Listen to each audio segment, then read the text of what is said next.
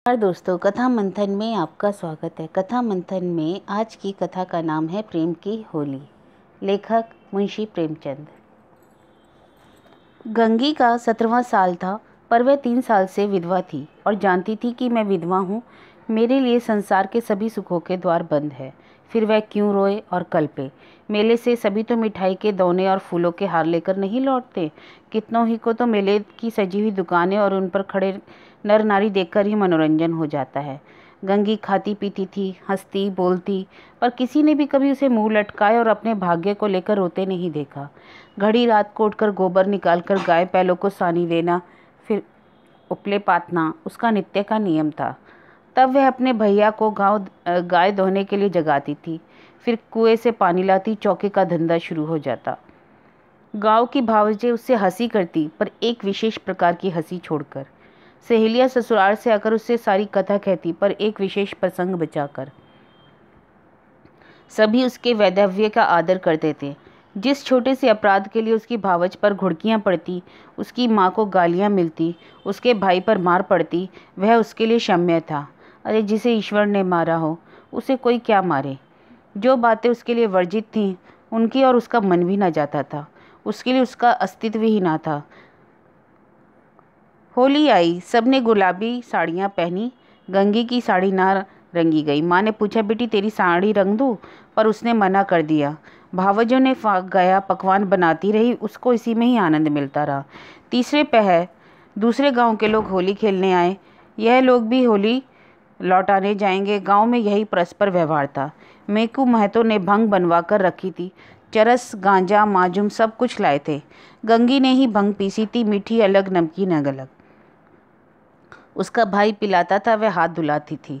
जवान सिर नीचे किए पिकर चले जाते। बूढ़े गंगी से पूछ लेते, बेटे अच्छी तो हो? या चुहल करते, क्यों री गंगी, अभावस तुझे खाना नहीं देती जो इतनी दुबली हो गई है? वह सिर्फ हंसकर रह जाती। भंग पीने के बाद लोग फाग गाने लगे। गंगिया अपनी चौखट पर खड़ी सुन रही थी। एक जवान ठाकुर गा रहा था। कितना मीठा और अच्छा स्वर था। गंगिया को बड़ा आनंद आ रहा था। माँ ने कई बार पुकारा, सुन जा। वह ना गई। एक बार गई भी तो जल्दी लौट कर आ गई। उसका ध्यान उसी गाने की ओर था। ना जाने क्या बात उसे खींचे ले चली जा रही थी। जवान ठाकुर भी बार बार गंगिया की ओर देखता और मस्त हो कर गाता। उसके साथ वालों को आश्चर्य हो रहा था, ठाकुर यह सिद्धि कहाँ मिल गई। वह लोग विदा हुए, तब भी गंगिया चौखट पर खड़ी रही थी। जवान ठाकुर ने भी उसकी ओर देखा और चला गया। गंगिया ने अपने बाप से पूछा, कौन गाता था दादा? मैकू ने कहा, कोठार के बुद्धू सिंह का लड़का गरीब सिंह है। बुद्धू रीति व्यवहार में आते जाते थे, अब उनके मरने के बाद यह लड़का ही आता जाता है। यहाँ तो पहले पहल आया है। गंगी ने पूछा। हाँ, मैकू ने बोला, कभी नहीं देखा। मिजाज बिल्कुल बाप का सा है और वैसी ही मीठी बोली। घमंड तक छुआ भी नहीं है। बुद्धू के बकार में अनाज रखने की जगह नहीं थी, पर चमार को भी देखते ही पहले हाथ उठाते। वही स्वभाव इसका है। कई महीने गुजर गए। एक दिन गंगी गोबर पात रही थी। सहसा उसने देखा वही ठाकुर सिर झुकाए द्वार पर चले आ रहे हैं। वह गोबर छोड़कर उठ खड़ी हुई। घर में कोई मर्द ना था, सब बाहर चले गए थे। कहना चाहती थी कि ठाकुर बैठो, पानी पीते जाओ, पर उसके मुंह से बात ना निकली। उसकी छाती कितने जोर से धड़क रही थी। एक विचित्र सी घबराहट उसे होने लगी। क्या करे, कैसे रोक ले। गरीब सिंह ने एक बार उसकी ओर ताका, फिर आंखें नीची कर ली। उस दृष्टि में क्या था कि गंगी के रोए खड़े हो गए। वह दौड़ी घर में गई। माँ से बोली, अम्मा वह ठाकुर जा रहे हैं, गरीब सिंह। माँ ने कहा, किसी काम से आए होंगे। गंगी बाहर आई तो ठाकुर चला गया था। वह फिर गोबर पातने लगी, पर कपाते हाथों से उसके उपले टूट टूट जाते थे। फिर चौंककर गोबर पातने लगती कि कहीं दूर से उसके कानों में आवाज़ आ रही थी। वही दृष्टि आंखों के सामने थी। उसमें क्या जादू था, क्या मोहिनी थी, और क्या मूक भाषा में उसने कहा। गंगी ने भी कुछ सुना। क्या कहा वह नहीं जानती, पर वह दृष्टि उसकी आंखों में बसी हुई थी। रात को लेटी तब भी दृष्टि सामने थी, स्वप्न में भी दृष्टि दिखाई दी। कई महीने गुजर गए। एक दिन संध्या समय मेकू द्वार पर बैठे सन कात रहे थे। गंगी बैलों को सानी चला रही थी। सहसा चिल्ला उठी, दादा दादा ठाकुर। मैकी ने सिर उठाया तो द्वार पर गरीब सिंह चला आ रहा था। राम राम हुआ। मैकू ने पूछा, कहाँ गरीब सिंह, पानी तो पीते जाओ। गरीब आकर एक माची पर बैठ गया। उसका चेहरा उतरा हुआ था, कुछ बीमार सा लग रहा था। मैकू ने कहा, कुछ बीमार थे क्या? नहीं तो दादा, मुंह की उतरा है। क्या सूद ब्याज की चिंता में पड़ गए? गरीब बोला, तुम्हारे जीते जी मुझे क्या चिंता है दादा, बाकी दे दी ना। हाँ दादा, सब बेबाक कर दिया। मेकू ने गंगी से कहा, बेटी जा ठाकुर के पीले को पानी ले आ, भैया हो तो कह दे चिल्लम दे जाए। गरीब ने कहा, चिल्लम रहने दो दादा, मैं नहीं पीता। अरे मेकू बोला, घर की ही तम्बाकू है, स्वाद तो देखो। गरीब बोला, इतने बेअदब ना बनाओ दादा, काका के सामने चिल्लम नहीं छुई तो तुम्हारी को सामने क्या पीऊंगा। यह कहते कहते उसकी आंखें भर आई। मैकू का हृदय गदगद हो उठा। गंगी हाथ की टोकरी लिए मूर्ति समान खड़ी थी। उसकी सारी चेतना, सारी भावना गरीब सिंह की बातों की ओर खिंची हुई थी। उसमें और कुछ सोचने और समझने की शक्ति ना रही। इतना नम्र, इतनी सज्जनता, इतना अदब।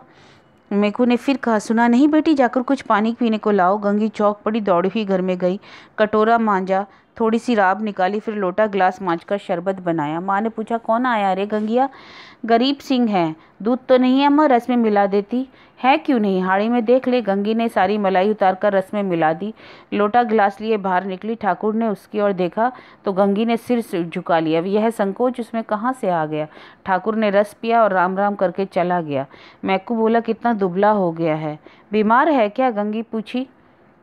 चिंता है और क्या, अकेला आदमी इतनी बड़ी गृहस्थी क्या करे। गंगी को रात भर नींद नहीं आई।